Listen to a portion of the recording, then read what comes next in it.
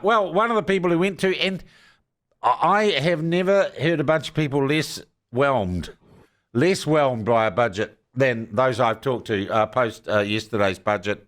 The no BS budget, I was going to say it was the no budget budget. One of the people who fought tooth and nail to be there yesterday and get the sausage rolls was Eric Crampton from the New Zealand Initiative, and he joins us by video link now. Oh, Eric, was it everything you'd hoped for? Well, others have said similarly. This could have been a Grant Robertson budget in terms of the overall shape of it. Overall spend is pretty similar to what we had under the prior Labour government. We're seeing a projected path to reductions in the structural deficit, and I'll explain what that means, but no end to it in sight if you use the traditional measure. So a structural deficit is the one we should really focus on. That's the one that the Public Finance Act really requires governments to attain. Yeah. It says that if everything is running basically as normal, this is how much revenue we'd expect the government to get. This is how much spending we'd expect the government to be undertaking, and those two should line up. Like they're both big numbers.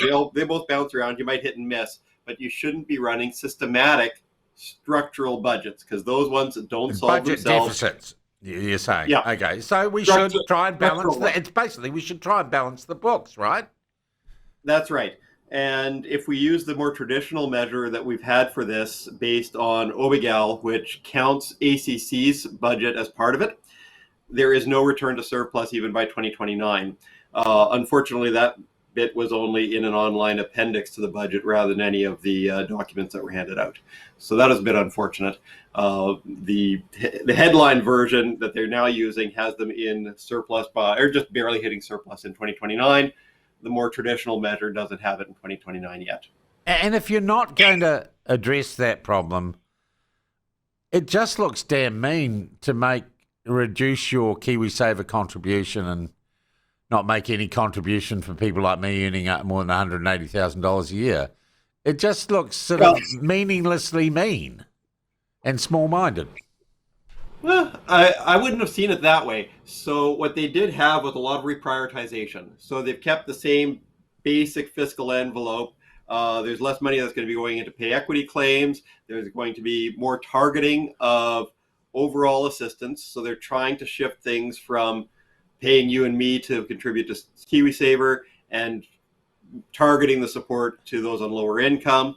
Minister Willis had said that they'd taken advice from the advice that they'd gotten from officials, and I assume Treasury, was that they should just scrap the whole KiwiSaver incentive payment from government entirely.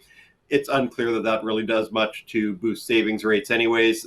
The evidence around it isn't very good. The best evidence on it is from data from a decade ago when KiwiSaver was first coming in, and it has one of the data sets that we relied on for this sort of thing was discontinued. Okay. So it'd be hard to reassess it. So they've all other bits of reprioritization. They will stop inflation indexing the income threshold for student loan repayment, which is fine as far as it goes. It will mean over time more people will start having to actually repay their student loans. You might have hoped for some slightly bigger moves in there because the government is spending every year the initial write-down on new student lending. So what I mean by that, the government lends out, say, $1 billion. Like, I'm not sure on the number. I'd have to check that. But I am sure for argument's sake. Writing it down to take it as $1 billion. Because you're lending it out at 0%, the present value of the asset for the government is a lot less than $1 billion. Like if a bank lends out $1 billion, well, it's going to collect interest on it and it will pursue non-repayment. If the government lends it out under the student loan scheme, no interest, and some people head off overseas. So the immediate write down on it is around 500, 600 billion. They lose a lot of money every year just on that initial write down. You could have imagined putting 2% interest on existing student loans so that they keep up with inflation. I think that's at least consistent with 0% real on the student loan balance, and it would get the government a couple $100 million. You could also consider reinstating interest on student loans more broadly at some future date. So for new loans, for new students starting, say, 2 years, start putting interest on so that the government isn't losing money on this all the time. Take some of the savings, put it for scholarships. Totally possible. Eric, all of this feels like playing at the margins. Like there isn't a great plan to say, let's just structurally run our economy different in future so we do achieve that balance. I was speculating today, what would happen if this government said, we're walking away from Paris, we're not going to spend all that ridiculous money on climate change and net zero. Surely that'd help get us back in balance, and that would be a big, bold move.